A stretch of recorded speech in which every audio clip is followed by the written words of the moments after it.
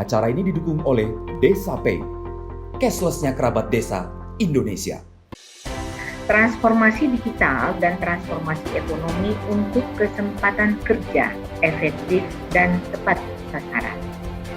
Kemudian, disinilah program daripada kami yaitu Smart Village atau Desa Cerdas sebagai salah satu program yang memanfaatkan teknologi dan informasi untuk pembangunan desa yang memiliki prinsip partisipatif atau bottom-up, inklusif, kreatif, inovatif, kolaboratif, terintegrasi, dan berkelanjutan. Next slide.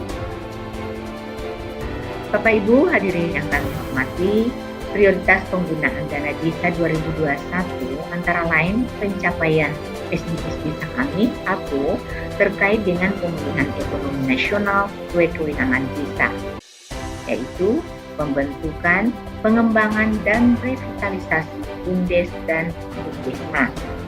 Kemudian kedua, penyediaan listrik desa. Kemudian ketiga, pengembangan usaha ekonomi produktif, utamanya yang dikelola BUMDes dan BUMDesma. Kami yakin bahwa desa-desa yang saat ini 74.961 desa, kita yakin bahwa sebagian besar BUMDes maupun BUMDesma sudah terkelola dengan baik. Saat ini juga BUMDes sudah mempunyai badan hukum. Kemudian yang kedua adalah program prioritas nasional sesuai kewenangan desa.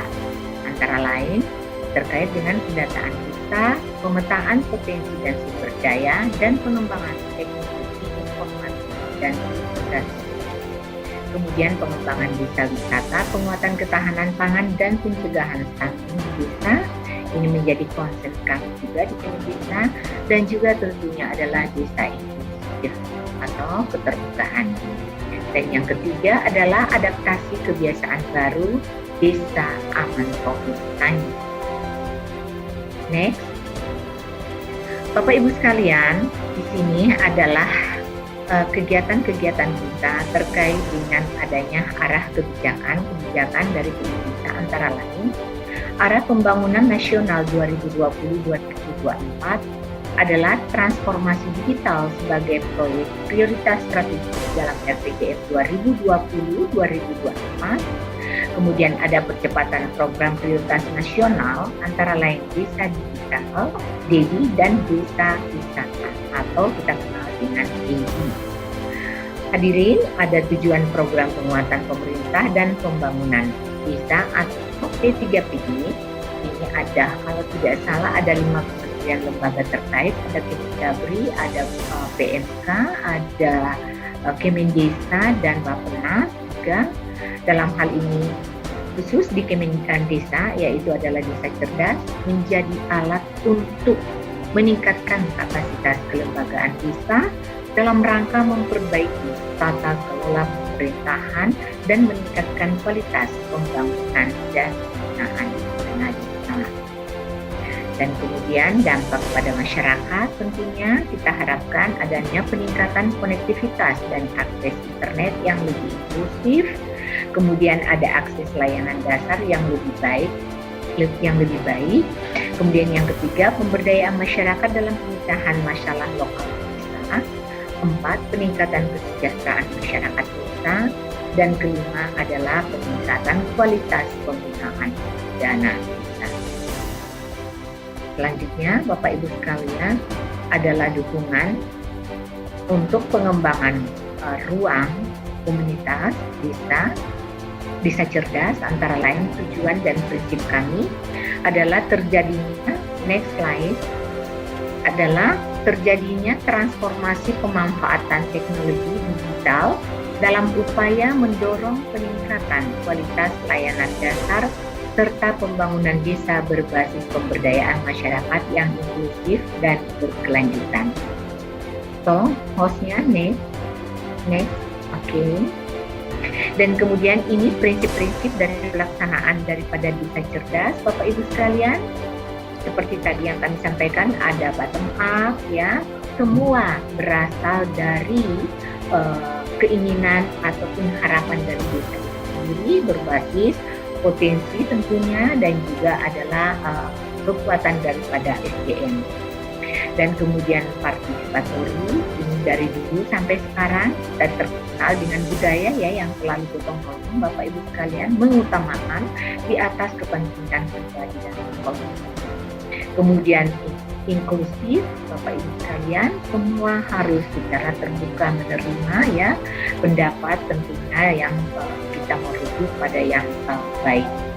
Dan kemudian empatis, apapun kekuatan di desa, tensi sebesar apapun, kalau kita tidak mempunyai inisiatif kreatif, maka kemudian semua itu tidak akan terolah menjadi produk yang menguntungkan bagi desa. Nah, ini kolaboratif, kami juga melakukan sinergi dengan Helix Bapak Ibu sekalian, baik itu dengan media maupun dengan perguruan tinggi maupun dengan kementerian lembaga swasta, 5 daripada unsur daripada stakeholders ini bersatu untuk melaksanakan gerakan yaitu desa cerdas, dan kemudian tentunya adalah sustainable atau keberlanjutan. Lanjut Bapak Ibu sekalian, terkait dengan 6 pilar desa cerdas yang akan menjadi tujuan atau capaian daripada keadaan daripada desa cerdas.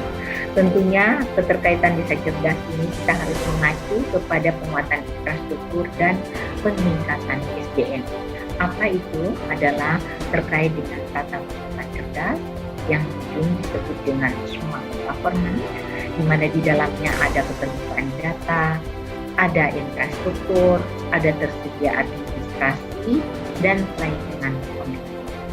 Nah, kemudian ini ada masyarakat cerdas atau people, smart people, di mana ada setiap masyarakat kita mengharapkan bahwa setiap keluarga paling tidak ada mendukung satu yang namanya sarjana. Kita berharap semuanya, di mana sepastinya kalau SDM mereka kuat, maka kemudian keterampilan maupun juga kreativitasnya akan muncul. Bapak Ibu sekalian, ada lingkungan cerdas di sini, yaitu di mana pengelolaan misalnya daya alam berkelanjutan dan terintegrasi, kemudian pembangunan daerah berkelanjutan. Semua akan kita capai di dalam smart village itu walaupun secara berjenjang.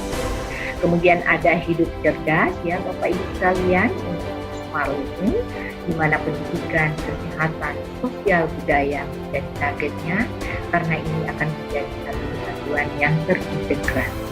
Budaya menjadi untuk menjadi keamanan kita untuk bergandengan dengan siapapun. Karena ini adalah tata krama kita. Dan kemudian ekonomi cerdas, tentunya Bapak Ibu sekalian, ini adalah hal utama pencapaian yang kita ingin targetkan, di mana kita masyarakat khususnya ini bisa menjadi masyarakat yang sejahtera. Atau kemudian harus kita melakukan inovasi-inovasi, kemudian ada jejaring Bapak Ibu sekalian, ada akses ke pasar untuk produksi-produksi, ini akan terfasilitasi melalui program Smart. Dan tentunya yang terakhir adalah dukungan dari mobilitas cerdas, di mana infrastruktur, jaringan, layanan publik, seperti misalnya adanya Wi-Fi di setiap desa ya untuk jaringan internetnya, kemudian ada jalan ya untuk untuk menyambung pasar ya antar daerah, antar desa bisa mungkin, atau bisa juga mungkin melalui jaringan untuk bisa promosi daripada setiap produk daripada desa. Nah, Bapak Ibu sekalian, menurut Permen Desa nomor 3 tahun 2021 tentang prioritas penggunaan dana desa tahun 2022, karena ini saya juga sudah mengeluarkan, kenapa di awal-awal pertengahan tahun, agar kemudian semua kepala desa dapat memahami dan mungkin sebelum implementasi di tahun 2022 ini Bapak bisa dapat dengan kami berinteraksi seperti pemanfaatannya supaya nanti di dalam penggunaan dana desa ini tepat sasaran. Nah, pasal 6 ayat 2 menyampaikan bahwa kegiatan desa cerdas melalui pemanfaatan teknologi informasi dan komunikasi menjadi salah satu sektor prioritas dalam penggunaan dana desa yang diprioritaskan untuk dapat mendorong pencapaian SDGs desa. Jadi ada 18 SDGs desa, Bapak Ibu sekalian, dari sustainable yang SDGs yang nasional. Lanjut, ekosistem desa cerdas, Bapak Ibu sekalian, kita bisa melihat ini adalah persiapan kami sampai dengan kepada prakondisi, persiapan implementasi output dan outcome-nya. Di sini ada kita lihat bahwa desa, minat dan komponen infrastruktur, sarana dan prasarana. Jadi Bapak Ibu sekalian, perlu kami tekankan bahwa memilih desa cerdas memang kita tidak memulai dari nol, bahwa ini harus mempunyai syarat-syarat tertentu. Misalnya mereka sudah masuk kategori desa yang sudah berkembang maju. Kenapa? Karena di sana akan bergerak yang namanya mobilitas untuk dukungan teknologi. Teknologi ini bisa bergerak apabila tersedia yang namanya listrik. Ada SDM-nya yang ini, dan kemudian juga semuanya akan berbasis IT. Kemudian daftar hak daripada asal-usul dan hak kewenangan lokal desa cerdas. Kemudian pemetaan desa melalui SDM-nya, sumber daya alamnya, produk unggulan, inovasi, dan sistem aplikasi yang akan menjadi basis data awal. Jadi semua kita sudah melakukan pendataan melalui juga IDM dan juga yang sudah didata oleh teman-teman kami, yaitu para pendamping. Kemudian dari basis data Bapak Ibu sekalian bisa menentukan kadar digital atau pelatihan kadar digital. Ini kemudian kami juga memfasilitasi ada ruang digital desa, ada literasi inovasi lokal, ada pengelolaan desa cerdas. Kemudian tentunya RPJMD, RPJMDM, dan juga desa, RKP desa menjadi dasar-dasar dari pelaksanaan daripada smart desa. Kemudian basis data desa cerdas, Bapak Ibu sekalian, ini yang kami lakukan 5 kegiatan besar. Ada jejaring desa cerdas, pemerintah daerah, desa dan mitra pembangunan lainnya harus sinergi dan berkolaborasi. Kemudian ada peningkatan kapasitas masyarakat oleh pendamping digital dan kader digital. Akan kami jelaskan bagaimana supaya ini bisa landing kepada masyarakat. Tentunya akan diawali dari adanya kegiatan perekrutan untuk duta digital atau digital ambassador dan juga kader digital. Kemudian antara lain inovasi lokal berbasis teknologi informasi adalah kita akan menyasar yang tadi ada 6 pilar, yaitu masyarakat cerdas, pemerintah cerdas, ekonomi cerdas, lingkungan cerdas, mobilitas cerdas, kehidupan cerdas. Dan akhirnya kita akan difasilitasi oleh adanya sistem aplikasi desa cerdas yang akan ada dengan platform desa cerdas dan juga semuanya data desa secara terintegrasi. Hadirin yang kami hormati, kemudian output dari kegiatan ini segalanya adalah pemanfaatan ruang digital desa yang berkelanjutan terkait dengan peningkatan kapasitas SDM yang produktif karena kita kolaborasi dengan desa untuk menyiapkan ruang komunitas, dan kemudian transformasi desa melalui pemanfaatan teknologi mitra usaha berbasis produksi unggulan akan dikawal oleh badan-badan usaha kami BUMDes, dan kemudian pemanfaatan inovasi dan teknologi informasi capaian desa cerdas. Kemudian tentunya apa yang menjadi outcome kami adalah kesejahteraan masyarakat, yaitu dan juga kualitas pemanfaatan dana. Next, Bapak Ibu sekalian, ini adalah kegiatan utama Smart Village, Bapak Ibu sekalian, yang perlu kami sampaikan. Ada jejaring desa cerdas, ada digital, duta digital, ada peningkatan kapasitas, ada dukungan pengembangan ruang komunitas, dan juga monitoring dan evaluasi karena kita ingin memantau kegiatan secara masif. Nah, mungkin ini titik yang perlu Bapak Ibu perhatikan betul dan pahami betul seperti apa aktiviti atau kegiatan yang akan kita lakukan di dalam 5 kegiatan besar ini. Nah, di Jaring Desa Cerdas, Bapak Ibu sekalian, seperti kami sampaikan bahwa ini adalah seperti apa yang kami lakukan dengan Direktur Bina Pemerintahan Desa saat ini. Kita melakukan kolaborasi untuk saling memperkenalkan lokasi-lokasi dan mungkin kegiatan-kegiatan kita. Next time, kalau misalnya mereka sudah punya program lain, maka kemudian bisa disinergikan dengan kegiatan-kegiatan ini di Smart Village ini. Juga misalnya dari NGO, perusahaan-perusahaan yang ingin berkolaborasi, karena ini sangat sekali diminati oleh para mitra-mitra kami yang sudah kita lakukan PKB bersama, perjanjian kerja bersama untuk mereka masuk kepada lokasi Smart Village untuk membuat satu program atau kegiatan. Nah, lanjut untuk Duta Digital, Bapak Ibu sekalian, kami sampaikan bahwa sebelum program ini kita landingkan ke desa, ya, maka kemudian kami harus melakukan pendampingan. Untuk itu kami merekrut yang namanya Duta Digital, Bapak Ibu sekalian, dan pada saat ini sudah terpilih 350 desa, dan kemudian juga sudah diumumkan untuk rekrut Duta Digital di media Jawa Post, ya, karena ini lebih banyak kepada pilot project kita yang 350 desa ini lebih dominan di Pulau Jawa. Nah, juga di dalam Duta Digital ini akan membawahi atau mendampingi 5 desa. Jadi satu digital ada 5 desa yang akan dikawal. Katanya untuk ini mereka akan mendapat honor yang lumayan besar. Dan kemudian duta ini akan dibantu oleh yang namanya kader. Satu kader adalah satu desa, dan ini akan ada direkomendasikan langsung oleh kepala desanya. Jadi jaminan daripada kepala desa untuk kader ini. Nah, Bapak Ibu sekalian, untuk peningkatan kapasitasnya, mereka akan diberikan pelatihan dan juga pembinaan teknis terkait dengan penguatan SDM, bagaimana mekanisme atau bagaimana cara-cara untuk mereka dapat mencapai 6 daripada target Smart Village.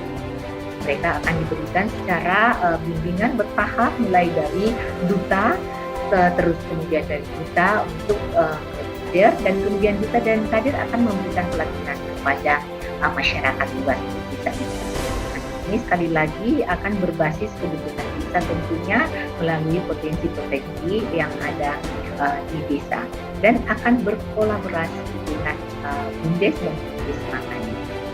Sedangkan untuk dukungan pengembangan ruang komunitas, Bapak Ibu sekalian, karena program Desa Smart ini kita tidak berjalan secara maksimal, maka kemudian ruang komunitas yang sudah disediakan oleh kepala desa akan kita berikan bantuan dukungan berupa misalnya komputer, kemudian ada printernya, kemudian juga ada jaringan kita berikan, karena ini pelaksanaan Smart Village ini masing-masing desa mendapat 2 tahun pembinaan, itu benar-benar masih mendapat anggaran dari Pusdain, dalam hal ini dari Kementerian Desa.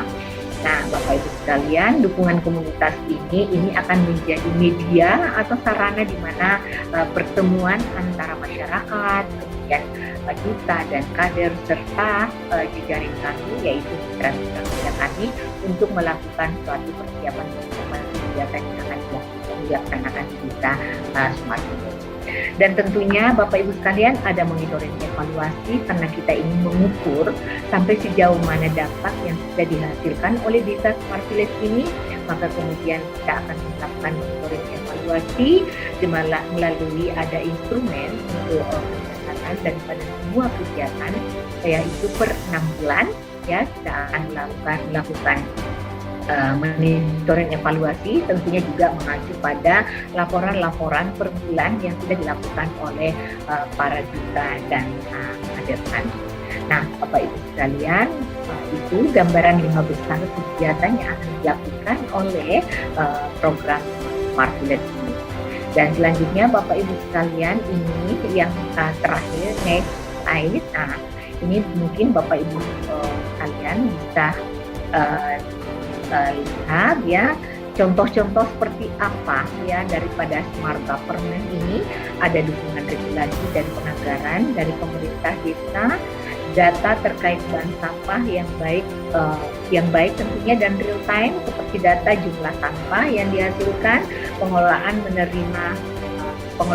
dan penerima manfaat. Jadi ini hanya gambaran mungkin seperti kegiatan aktivitas yang akan kita lakukan. Nah, seperti smart people, masyarakat desa yang mampu memilih sampah secara mandiri sebelum diangkut oleh petugas. Jadi dipilah-pilah dulu mana yang sampah yang bisa dijadikan pupuk, mana yang bisa diolah kembali Bapak Ibu sekalian. Nah, ini terkait dengan smart environment-nya untuk lingkungan, kita menyisir sampah sehingga lingkungan menjadi bersih ya. Bagaimana menata desa kita, rumah kita, lingkungan kita supaya asri, supaya kita bisa hidup sehat ya Bapak Ibu sekalian. Dan smart living ini ya, ada lingkungan bersih dan tertata bebas sampah sehingga kualitas hidup masyarakat meningkat. Ini hanya contoh untuk mengelola sampah saja Bapak Ibu sekalian. Dan kemudian ada smart ekonomi, hasil tabungan dari sampah terintegrasi dengan lembaga keuangan termasuk perbankan. Orang yang cerdas, pemerintah yang cerdas, jangan dipikir bahwa sampah ini tidak mempunyai nilai ekonomi. Ini sangat tinggi sekali nilainya apabila dijadikan satu pupuk atau mungkin didaur ulang, maka kemudian ekonomi dengan sampah bisa menghasilkan desa itu menjadi ditambah. Kemudian smart mobility, adanya alat angkut sampah, mobil sampah yang beroperasi dengan baik dan proses pengambilan sampah di rumah, tangga hingga menuju bank sampah. Jadi ada aksesibilitas. Nah, mungkin ini di slide berikutnya sama Bapak Ibu sekalian, prosesnya seperti itu sama ya dalam satu tema. Kalau kita ingin mendapatkan bagaimana teknik atau aktivitas yang akan kita lakukan dalam satu metode atau satu model yang akan kita bentuk menjadi 6 capaian smart village, maka itu bisa terkelola dengan baik. Mungkin ini Bapak Ibu sekalian yang bisa saya sampaikan.